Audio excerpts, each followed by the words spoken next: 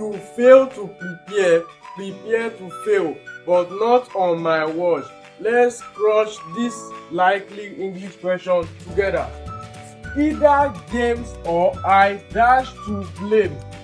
Either James or I dash to blame.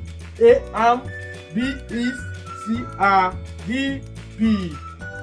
D B. So once the first one to come is either or first, and the second is I. The verb tends to agree with I.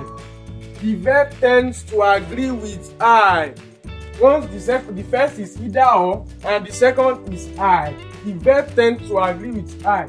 So you don't have to concentrate on either or.